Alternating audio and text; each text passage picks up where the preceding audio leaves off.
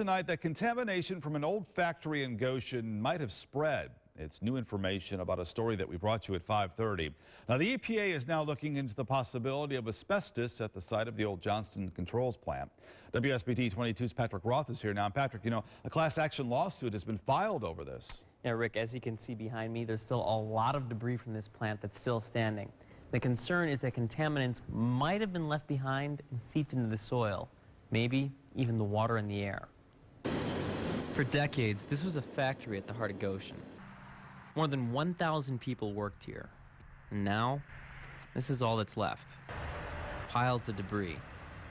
And what's concerning is what lurks in those piles. We recently just were contacted by IDEM and found out that there's some potential asbestos on the site where it hasn't been cleaned up yet, the debris piles. Contamination has been known for 15 or 20 years, and it's still not been remediated. John Ulmer represents a number of people who lived around the old plant in a class action lawsuit. He says several of his clients have suffered from a number of health problems, including cancer. There's no question that there has been asbestos or asbestos in the buildings. There's a report from IDEM, I believe in 2013, acknowledging that there was asbestos on the property. The big question is what happened to that asbestos after the buildings were torn down. The buildings were demolished,